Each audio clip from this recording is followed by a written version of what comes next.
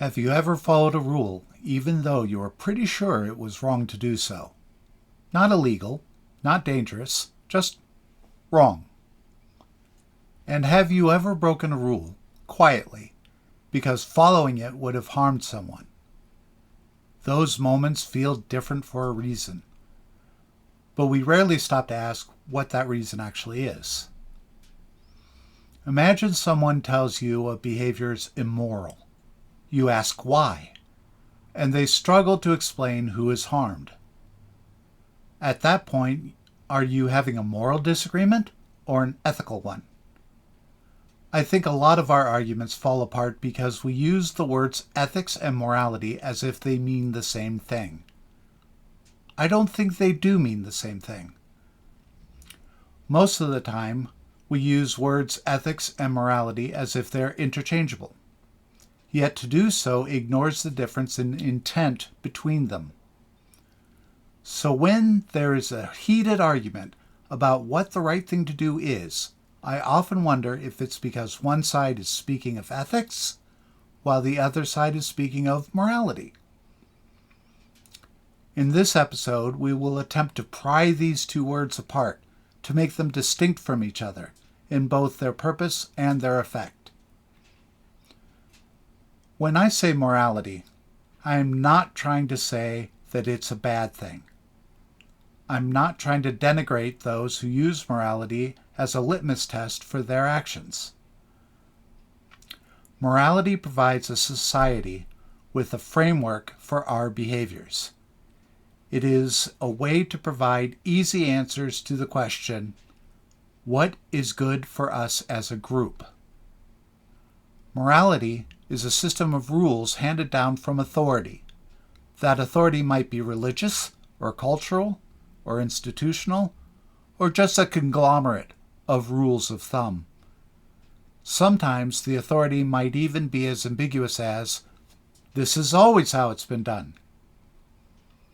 Morality tells you what is permitted, what is forbidden, what should be done and when. It provides a set of prescriptions or rewards for behaviors. What is praised? What is condemned?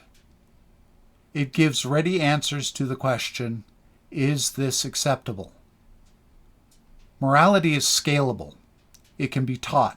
It can be codified. It can be enforced. It can be transferred from generation to generation. These attributes of morality are important to large societies. I don't think it's hyperbolic to say that societies could not function without moral norms. So embedded are they in all of us that they seem to come from within, as if imbued in us by birth. They are not. They are simply so commonplace in society that each child breathes it in from their earliest age. Morality excels at coordination. It creates predictability and reduces ambiguity. It allows groups of people to live together for generations without constantly having to start their system of rules from scratch over and over again. Morality also provides us with our identities as individuals. It tells us who we are, where we belong, and what kind of person you're supposed to be. And because it comes from authority, it feels solid. You don't have to question it. You just have to obey it. Morality just is. But morality has its limitations. What morality can't often tell you is why the rule exists. It's reduced to, because that's just the way it is. Because God commands it. Because that's the way it's always been done. Morality, in many cases, fails to explain the harm it's trying to prevent. Because of its monolithic nature, it often cannot change to address new circumstances. What harm it may have prevented in the past may no longer be relevant due to societal change, new technologies, and new methodologies. Sometimes morality doesn't address harm at all. It just prohibits without explanation. Without specifically addressing harm, morality can drift on year after year It's rules followed blindly by people who don't know why they existed in the first place. Obedience becomes the point. Reevaluation becomes heresy. Ethics, as I use the term, is something different, something a little more difficult, something that can, by moralists, seem very dangerous. Ethics isn't a rule book. It's a process. It's a way of thinking about others. Ethics doesn't start from a place of authority. It starts from a place of responsibility. It asks, who is affected by this? What harm might result? What do I owe others? If the focus is not on harm or our responsibility to act to reduce it, then it's not in the purview of ethics. Ethics never hands you the answer. It hands you a burden. It hands you a sense of responsibility. You can follow a moral code without thinking, but ethics tells you, I must come to a decision about some such situation based on my judgment. You cannot act ethically without thinking or judging for yourself. Ethics cannot scale easily. It's personal, it's contextual, and often is uncomfortable. Ethics requires you to decide, even absent rules, on what to do. Even worse, ethics can force you to decide that a rule causes harm and to act against that rule. That makes ethics risky.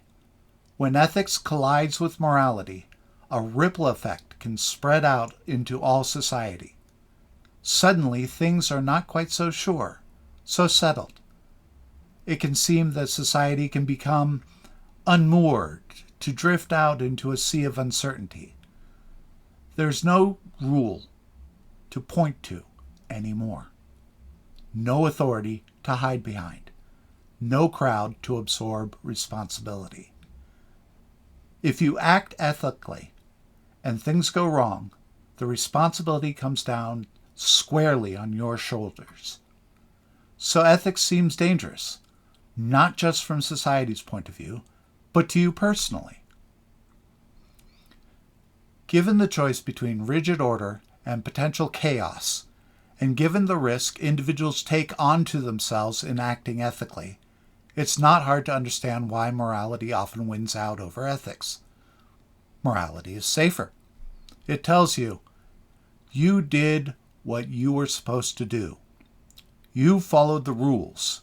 You are on the right side. Ethics doesn't offer that reassurance. Ethics only offers uncertainty, and uncertainty in groups and as individuals is hard to live with, especially under pressure. The problem comes when morality doesn't just guide behavior, but replaces ethical judgment entirely, when rules are enforced without reference to harm, when obedience becomes more important than responsibility, when punishment becomes a substitute for repair. In these moments, morality becomes brittle. It looks strong, it seems confident, but it no longer knows why it exists. And that's why people can feel morally righteous while doing ethically indefensible things. Think back to the earlier episodes on this channel. Authority prefers morality because it's more predictable. Institutions run on moral compliance, not ethical judgment. Crowds enforce moral norms, not ethical responsibility. Performative ethics is just morality dressed up in ethical language. Once you see the distinction between ethics and morals, these patterns become less mysterious. These patterns are indicative of the difference between giving responsibility to others or taking responsibility on your own shoulders. Morality tells you what you're allowed. Ethics asks you what you're willing to take responsibility for. That's not poetic, it's diagnostic. Rules can tell you what not to do. They don't take responsibility for harm. They don't ask for personal judgment. There's a reason why moral systems change over time. And believe me, it's not due to authority being magnanimous. They change because ethical pressure builds. Someone looks at a rule and asks, who is this actually harming? Why is that prohibited? Who benefits from enforcing this? Those questions don't come from morality. It comes from ethical thought. Ethics challenges morality not by rejecting order, but by asking, what does that order gain us? What harm does it prevent? When ethics and morality are conflated, several things happen. Rules are defended even when they cause harm. Obedience is praised over responsibility. Punishment feels like justice. Dissent feels immoral and dangerous. And people end up arguing endlessly about right and wrong without addressing the core issue: who is harmed? So when you hear someone saying, this is immoral, it's important to ask some questions. According to which authority? Based on what harm? Who is being protected here? Who is made to be responsible? Those questions aren't rebellious or heretical. They're ethical. Morality is not useless. Ethics is not optional. Often, ethics begins where morality leaves off. They work in different arenas. Morality helps societies function, and ethics keeps societies humane. And when morality tries to do ethics' job without context, without responsibility, and without a clear indication of harm, it tends to fail in devastating ways. If ethics really is about responsibility to others, then the hardest ethical moments are the ones where rules feel safest, and following them feels so wrong.